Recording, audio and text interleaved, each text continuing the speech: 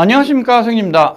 우리가 전자계산기 조직 응용기사에 대해서 일단 볼 텐데, 첫 번째 과목 전자계산기 프로그래밍과 관련된 내용을 우리가 살펴보도록 하겠습니다.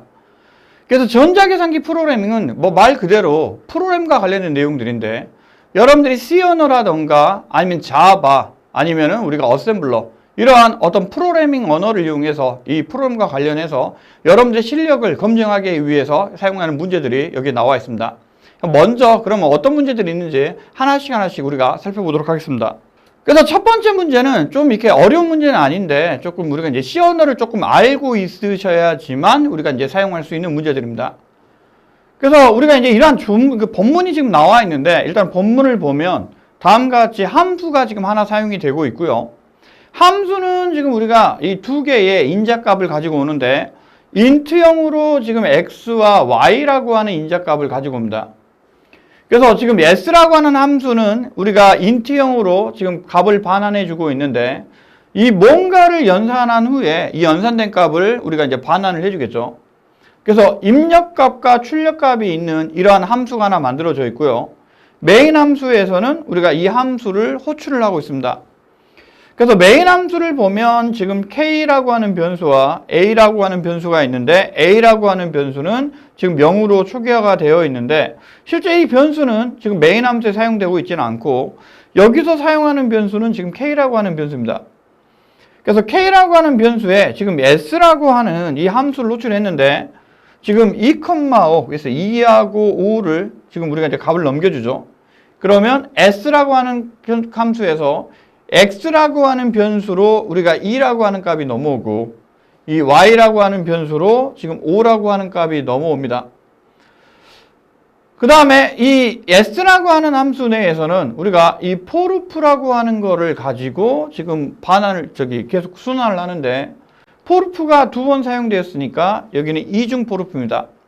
그래서 먼저 i라고 하는 지금 변수가 이 바깥에 위치를 하고 있고, j라고 하는 변수가 안에 위치를 하고 있는데, i라고 하는 변수는 0, 그 다음에 1.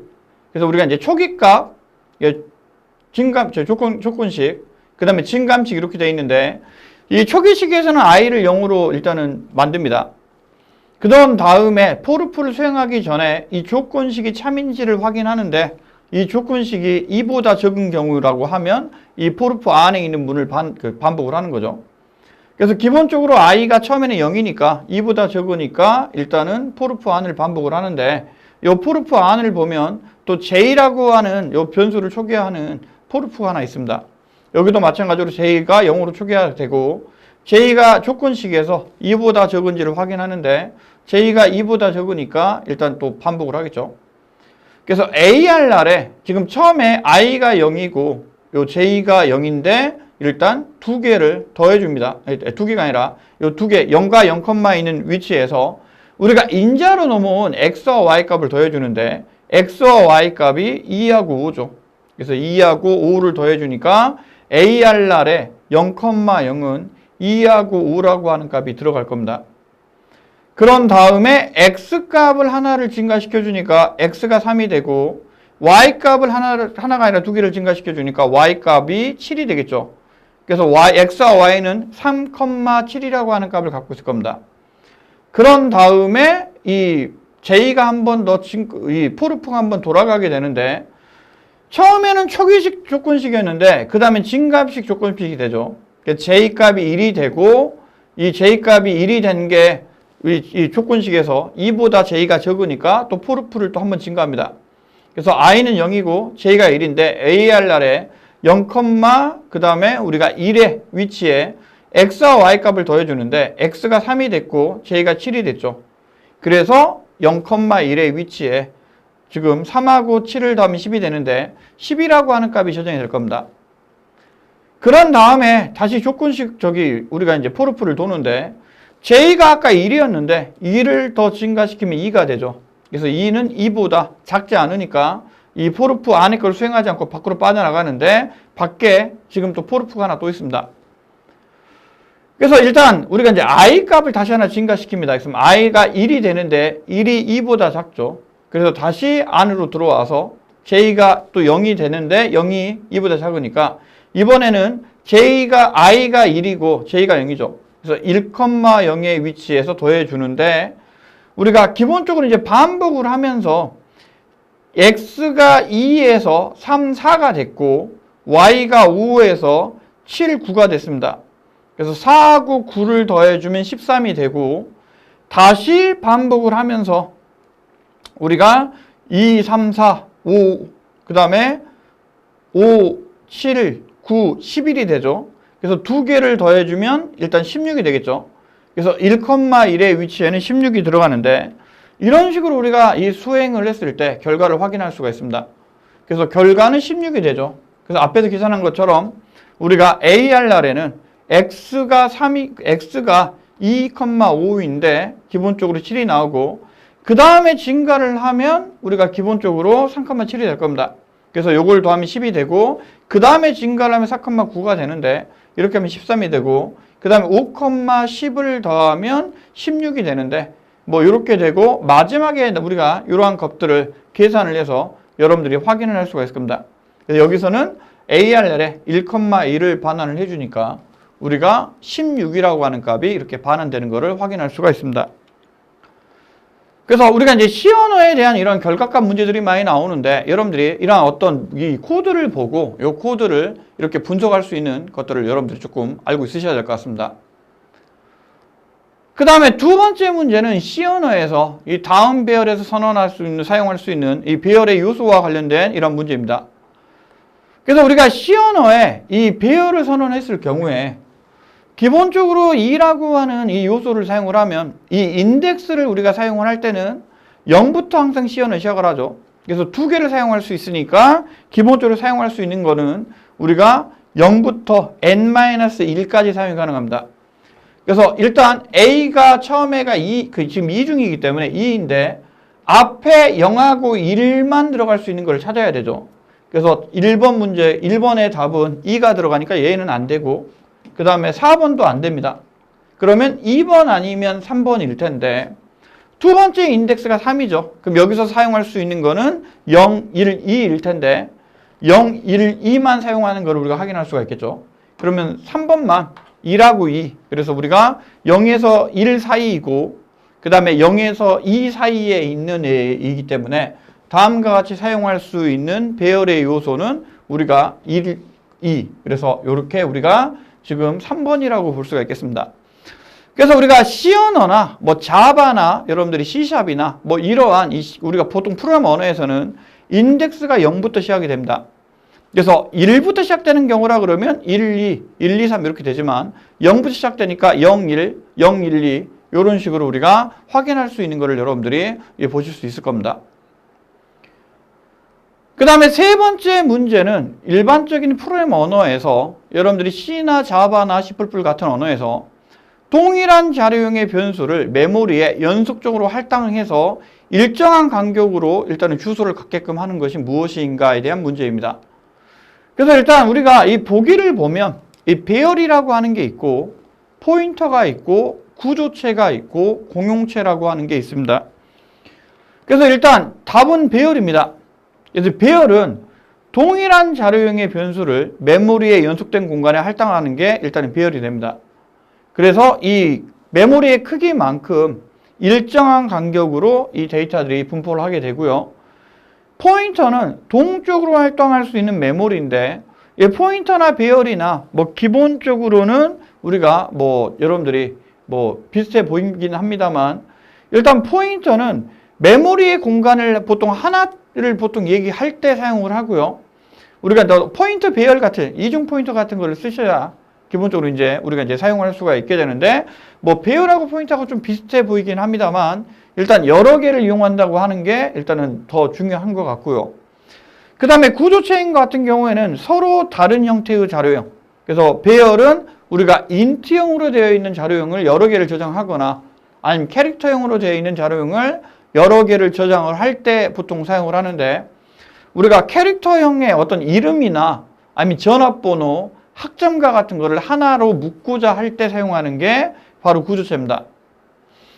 그 다음에 공용체는 어떤 우리가 하나의 메모리, 우리가 32비트로 되어 있는 인트형의 메모리를 각각 8비트씩 이렇게 우리가 나눠서 접근하고자 할 때, 그래서 캐릭터형 배열 4개로 32비트의 인트형을 접근할 수가 있는데, 이렇게 하나의 큰 메모리를 여러 개의 변수로 조각을 내서 접근하고자 할 때 이용할 수 있는 게 공용체인데, 뭐 이러한 것들이 우리가 기본적으로 있습니다. 그래서 여러분들이 이러한 것들에 대해서 뭐 기본적인 어떤 개념들인데, 이 프로그램을 하실 때 이러한 개념들이 중요하니까 이러한 개념들과 관련해서 일단 알고 있으셔야 될 것 같습니다.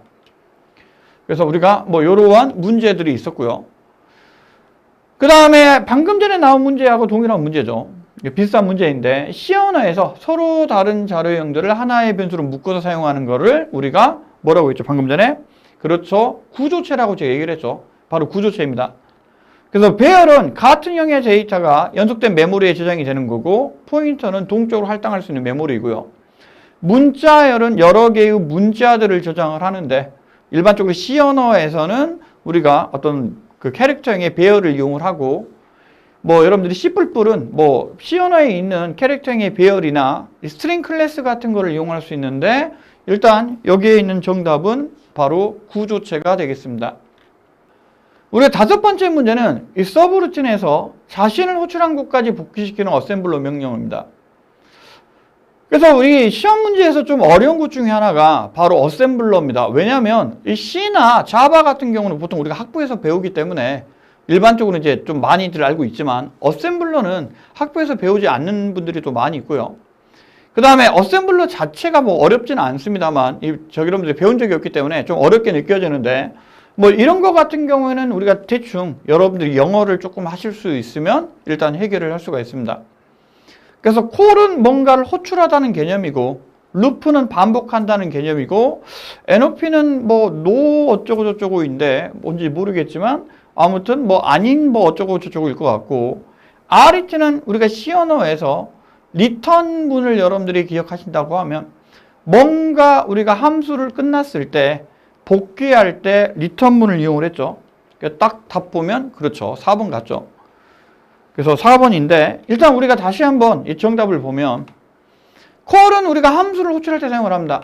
그러니까 어셈블러도 마찬가지로 C 언어처럼 함수를 만들 수가 있는데, 콜이라고 하는 걸 이용해서 우리가 어셈블러에서는 함수 펑션이라고 하기보단 프로시저라고 하는 말을 사용을 하는데, 해당되는 프로시저를 호출할 때 콜을 이용을 하고요. 루프는 그대로 반복문을 보통 만들 때 사용을 합니다. 그래서 C 언어의 C++이나 뭐 이런 반복문을 어셈블러도 동일하게 제공하고 있습니다. 그 다음에 no operation, 우리가 이제 아무것도 수행하지 않는 문.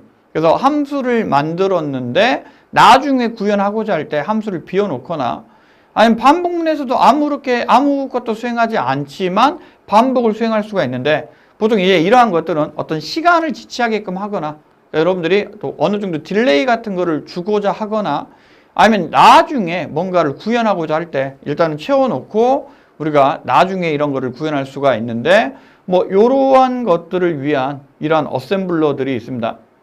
그래서 일반적으로 이 어셈블러는 조금 뭐 이 명령어들이나 뭐 이러한 문제들이 조금 많이 나옵니다. 그 다음에 우리가 D를 보면 또 문제가 또 나오는데, 이러한 것들을 여러분들이 한 번 정도 또 살펴보면 되겠죠. 그래서 이러한 어셈블러를 한번 보시면 될 것 같고요. 그 다음에 6번의 문제는 인간이 의도하여 어떤 프로그램 언어로 작성한 프로그램을 컴퓨터가 이해할 수 있도록 기계어로 변화하는 것을 의미합니다. 그래서 여러분들이 우리가 어떤 프로그램 언어라고 하는 것들이 있죠. 그래서 C 언어라던가 아니면 C++이라던가 뭐 이러한 언어들이 있는데, 이러한 언어들을 우리가 이 컴퓨터는 0과 1로 이루어져 있는 어떤 신호를 이용을 합니다. 그래서 컴퓨터 내부적으로는 우리가 전기적인 신호를 이용을 하는데, 이 전기가 들어오거나 전기가 들어오지 않거나, 전기가 있거나 없거나, 그래서 있으면 0, 있으면 0, 없으면 0, 있으면 1, 이렇게 두 가지의 상태를 가지고 사용을 하는데, 이러한 두 가지의 상태를 갖고 있는 이러한 언어를 우리가 기계어라고 하고, 0과 1로 이루어져 있는 이러한 것을 이용을 해서 사용을 합니다. 그래서 컴퓨터의 CPU는 0과 1로 이루어져 있는 이러한 언어를 사용을 하는데, 이러한 언어를 우리가 일반적으로 기계어라고 얘기를 합니다. 그런데 이 사람은 0과 1로 이루어져 있는 숫자를 가지고 풀음하는 게 그렇게 쉽지가 않죠. 그래서 0010, 10, 00, 10, 10 이렇게 쭉 나가면 우리가 뭐 0010인데 0001로 이렇게 입력을 하거나 아니면 11인데 뭐 111인데 1로 입력을 하거나 뭔가 입력하기가 조금 까다롭고요. 그 다음에 기계가 바뀌면 기계도 바뀌어야 됩니다. 그래서 여러분들이 CPU가 바뀌거나 기계가 바뀔 때마다 이러한 것들을 다시 작성을 해야 되는데, 그래서 우리가 이러한 것들을 조금 더 쉽게 하기 위해서 이 사람이 사용하는 언어, 그래서 일반적으로 우리가 영어라든가 이러한 언어를 이용해서 우리가 어떤 프로그램 언어를 만드는데, 이러한 언어들이 C나 우리가 C++이라고 부르죠. 그래서 이러한 언어를 이 기계가 사용할 수 있는 언어로 변환하는 것을 우리가 뭐라고 부르느냐? 바로 컴파일러라고 부릅니다. 그래서 인간이 의도해서 프로그램 언어로 작성하는 것을 기계어로 변하는 것을 컴파일러라고 하는데, 우리가 이 버퍼라고 하는 거는 어떤 메모리의 블록을 버퍼라고 합니다.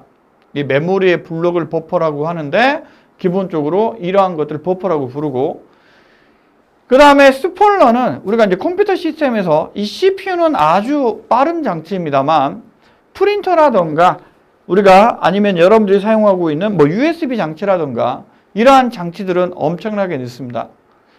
그래서 이 CPU가 이러한 장치들이 뭔가 할 때까지 기다리고 있으면 상당히 많은 시간을 기다리고 있어야겠죠. 그래서 이러한 스플러라고 하는 곳에다가 데이터를 넣어주면 이 스플러가 알아서 처리해주고 CPU는 다른 작업들을 할 수가 있게 되는데, 일반적으로 프린터처럼 느린 장치에다가 이 데이터를 집어넣어서 우리가 기본적으로 데이터를 얘가 처리를 해주면 CPU는 좀 더 다른 일을 할 수가 있을 겁니다.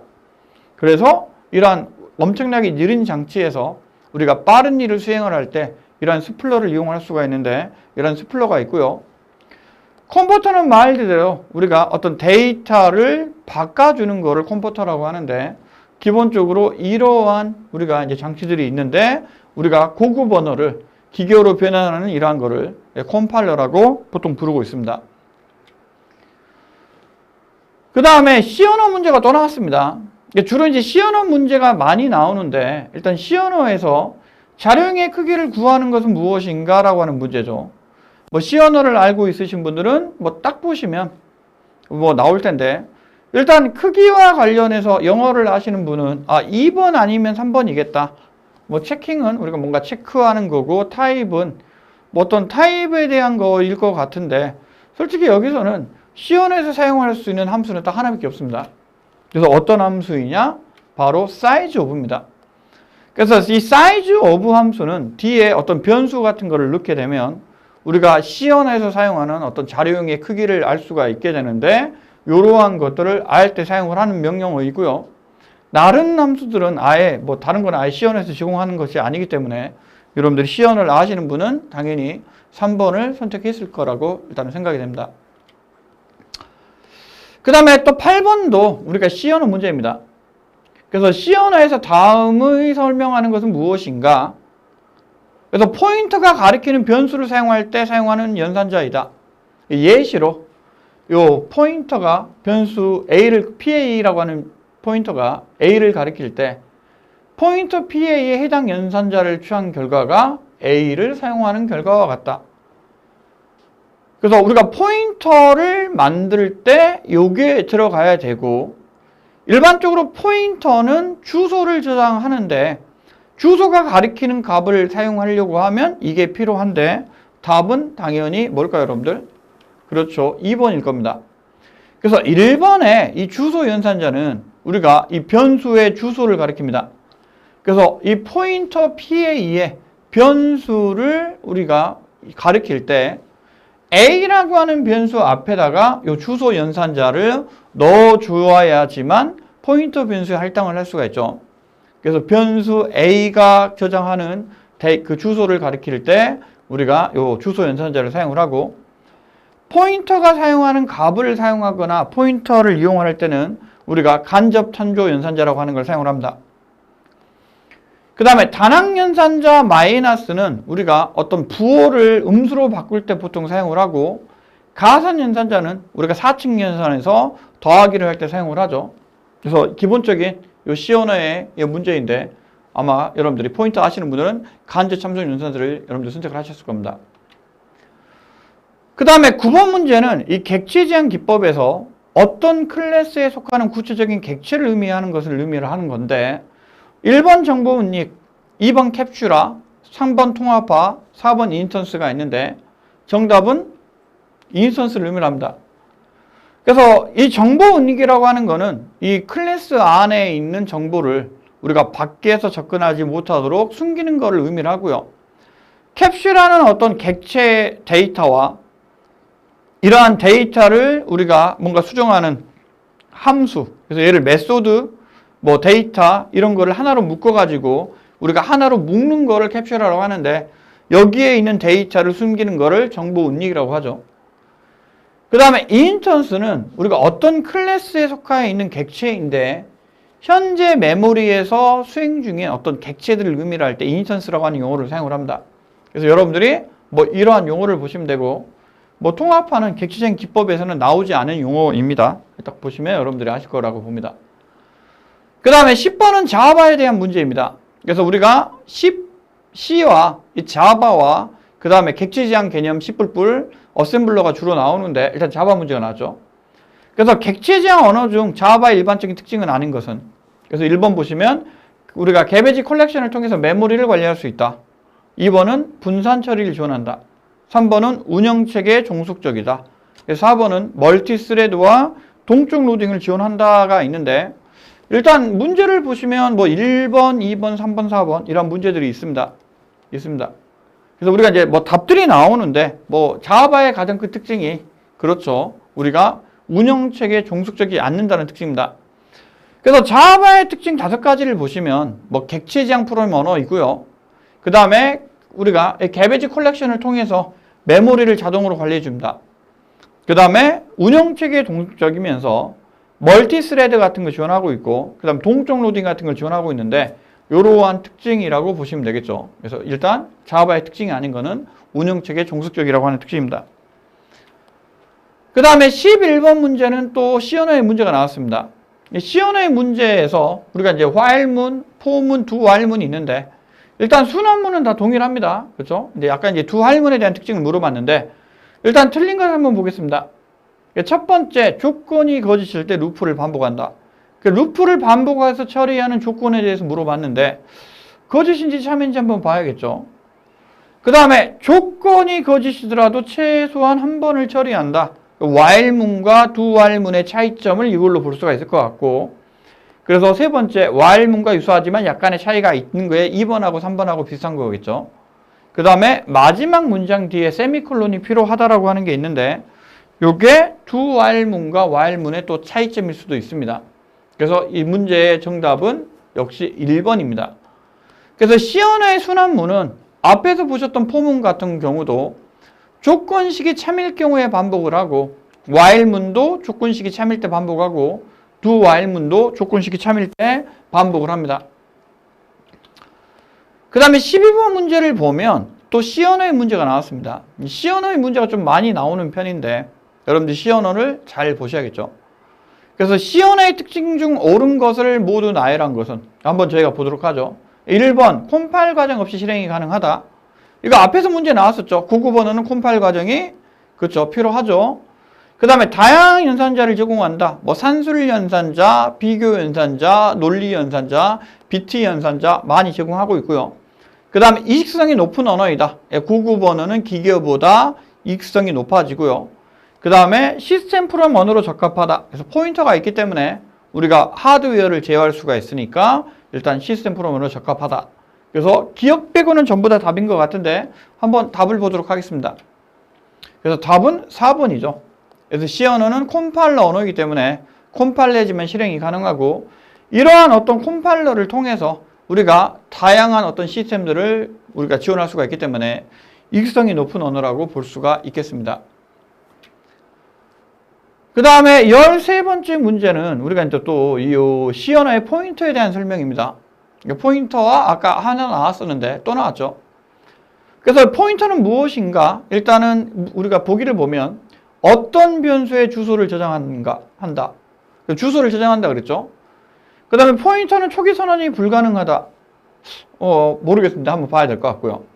그 다음에 포인터 변수가 주소를 저장하려면 일단 변수의 주소를 알기 위해서 주소 지정 연산자를 사용해서 해당 변수의 시작 주소를 반환한다. 그래서 아까 앞에서 설명한 것처럼 변수를 포인터 변수에다가 저장하려면 변수 앞에는 주소 지정 연산자가 필요하다 그랬고요. 그 다음에 포인터 변수에서 우리가 값을 갖고 올 때는 간접 참수 연산자, 그래서 별표, 아스크리크를 이용한다고 그랬는데 이것도 답인 것 같죠? 그래서 1번, 3번, 4번이 답이니까 아무래도 정답은 13번의 문제 정답은 2번인 것 같습니다. 그래서 C 언어의 포인터는 초기 선언도 가능하고요. 나중에 할당하는 것도 가능합니다. 그래서 주소를 할당하거나 여러분들 이러한 것들을 또 지정할 수가 있죠. 그래서 우리가 14번 문제를 한번 보도록 하겠습니다. 14번 문제는 어셈블러에 대한 설명입니다. 그래서 어셈블러 문제가 또 나왔네요. 그래서 이 어셈블러는 우리가 뭐 밑에 보시면 여러 가지 것들이 나오는데 한번 보기를 한번 봐보도록 하죠. 그래서 기억 장치의 제어가 가능하다. 어셈블러가. 그 다음에 오류 검증이 용이하며 호환성이 우수하다. 그 다음에 기호를 정하여 명령어와 데이터를 기술한다.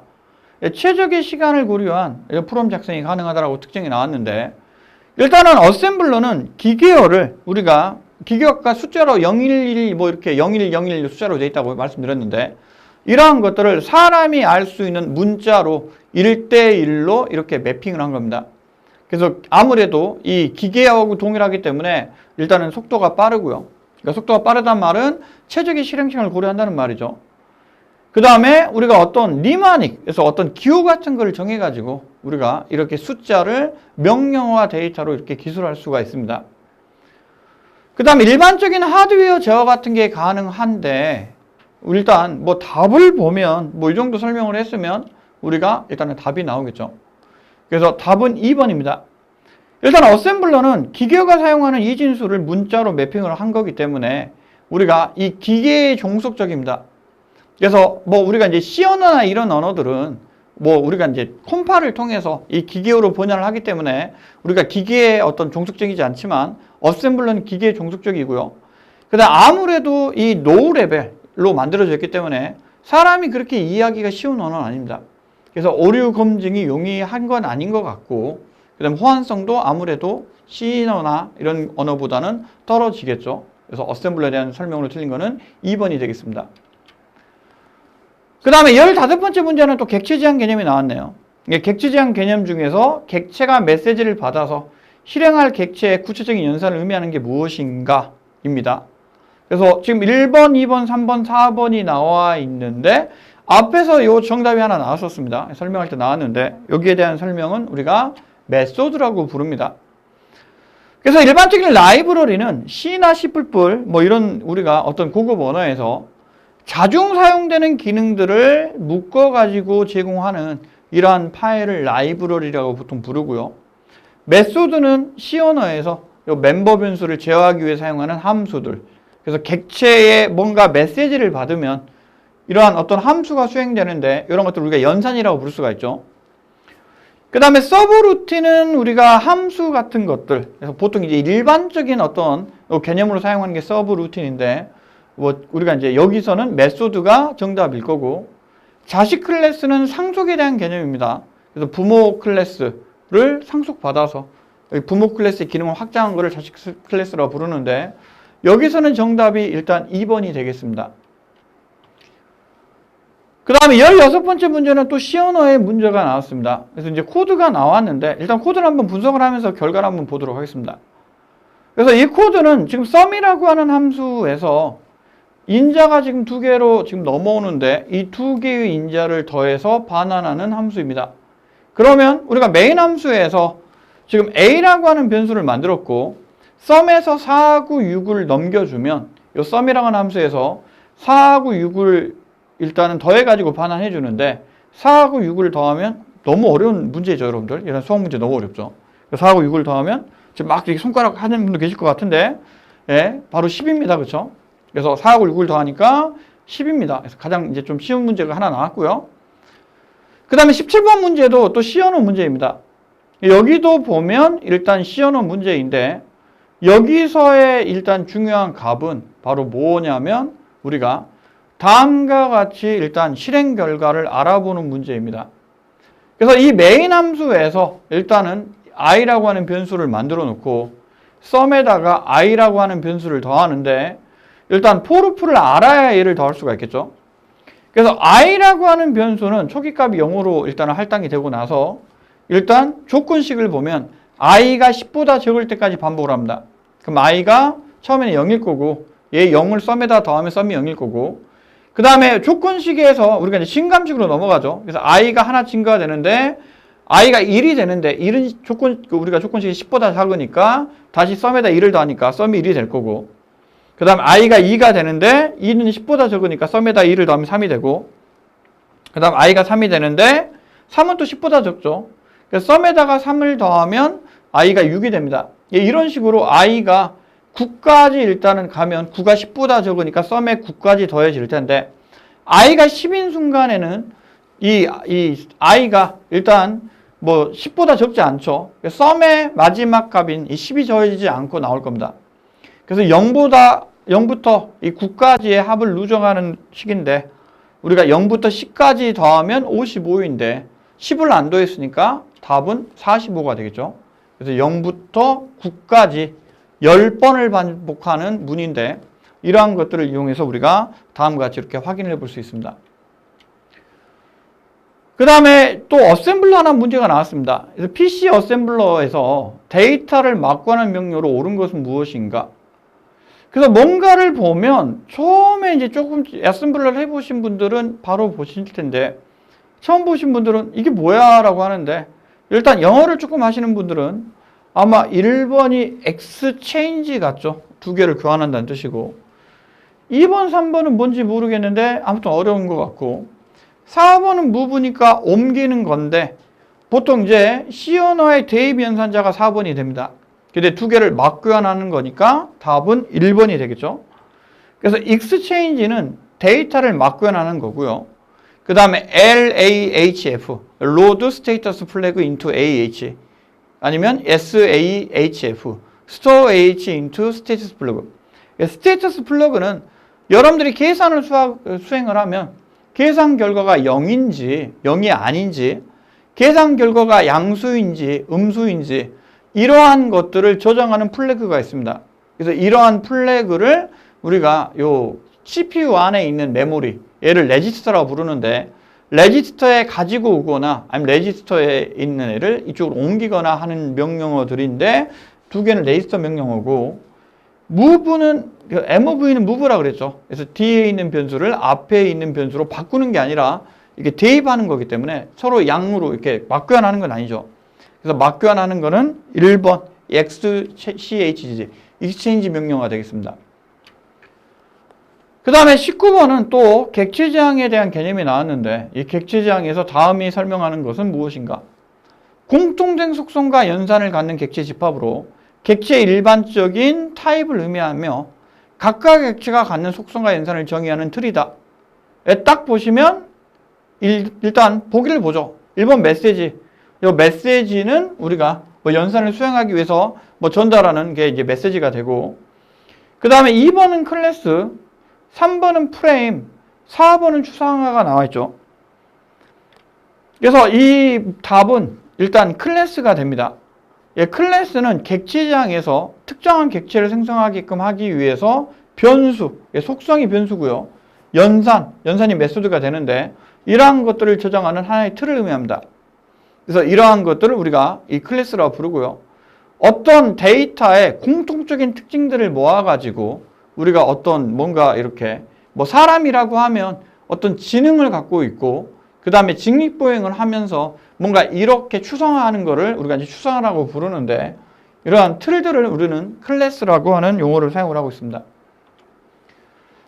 그 다음에 드디어 마지막 문제네요. 이번에도 우리가 C 언어의 문제가 나왔습니다. C 언어에서 문자열을 출력하는 함수가 무엇이냐?